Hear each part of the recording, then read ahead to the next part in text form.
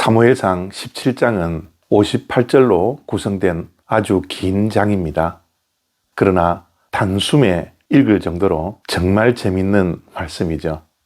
성경을 전혀 알지 못하는 믿지 않는 자도 사무엘상 17장 안에 있는 다윗과 골리앗에 대한 이야기는 많이 알고 있을 겁니다.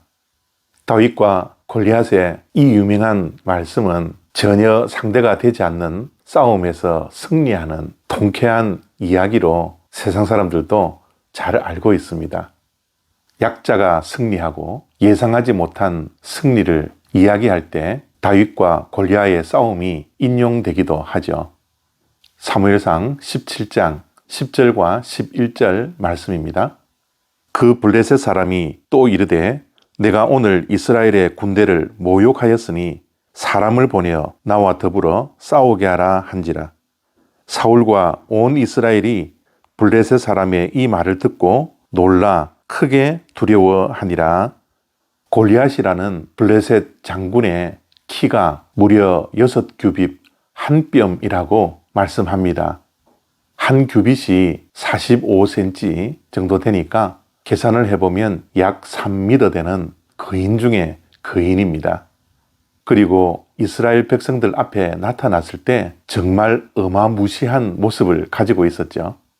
노투구를 썼던 머리서부터 발끝까지 완전 무장을 했습니다. 이스라엘 백성들이 그 모습을 보며 완전히 압도당했을 겁니다. 그랬던 골리앗이 이스라엘 백성들을 위협합니다.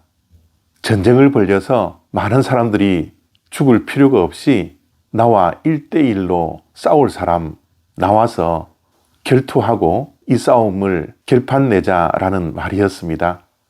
만약 내가 이기면 너희들이 블레셋의 종이 되고 만약 너희들이 이기면 우리가 이스라엘의 종이 될 것이다 라고 하며 이스라엘 백성들을 모욕하며 협박했습니다. 이 말을 들은 사울 왕과 이스라엘의 모든 백성들은 크게 두려워했다라고 말씀합니다. 왜 이스라엘 백성들이 전의를 상실할 만큼 두려움에 쌓여 있었을까요? 물론 골리앗을 보며 그 어마무시한 모습을 보면서 또한 협박을 들으면서 두려워했을 수도 있겠지만 이스라엘 백성들의 두려움의 가장 큰 원인은 사울 왕에게 있었습니다. 사울 왕이 골리앗을 보면서 싸울 의지가 없었습니다. 오히려 겁에 질리고 두려워하는 모습을 가진 지도자였죠. 이스라엘 백성들이 그들이 원해서 왕을 세운 목적이 무엇입니까? 주변 국가와 전쟁을 벌일 때 왕이 나서서 싸우기를 원했던 것이지요. 그러나 지금 사울 왕은 잔뜩 겁에 질려 두려워하며 싸울 의사가 전혀 없었던 것입니다. 그러한 나약하고 겁쟁이에 불과했던 그들의 왕을 본 이스라엘 백성들이 크게 두려워할 수밖에 없었던 것이죠. 우리가 이 땅에 살아가는 동안 골리앗 같은 상대를 종종 만납니다.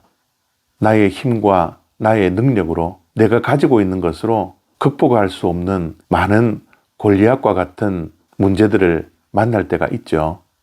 그럴 때 우리는 어떻게 반응을 하고 극복해야 할까요? 내일부터 전개되는 다윗이 그 해답을 우리에게 줄 것입니다. 그러나 오늘 이 아침에 우리가 기억해야 할 것은 골리앗과 같은 현실을 우리가 만났을 때 결코 골리앗을 바라보지 말라는 겁니다. 골리앗을 보면 우리는 낙심할 수밖에 없습니다. 전의를 상실할 수밖에 없죠. 어떻게 우리가 그 거대한 거인인 골리앗을 상대할 수 있겠습니까?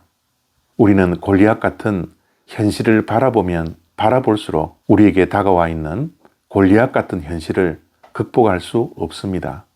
우리는 골리앗보다 더 크신 하나님을 바라보는 믿음이 있어야 합니다. 그 믿음이 골리앗 같은 현실을 만나더라도 극복할 수 있는 능력이 우리에게 주어지는 것입니다. 골리앗 커봐야 3m밖에 되지 않습니다. 완전 무장하여 어마무시한 모습을 가지고 있다 할지라도 돌팔매를 던져 한 번에 쓰러뜨릴 이마는 비어 있습니다. 우리는 골리앗 같은 현실을 바라보기보다 골리앗보다 훨씬 더 크신 하나님을 바라볼 때 전혀 예상하지 못한 승리가 우리의 것이 되는 것입니다. 오늘도 혹시 싸울 상대가 너무나 커서 힘겨워 하시는 분들 계십니까?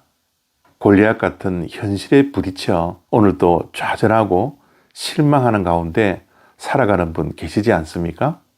저와 여러분들이 하나님을 바라보는 한 우리에게는 결코 실패가 없음을 기억하는 이 아침이 되시기를 바랍니다. 감사합니다.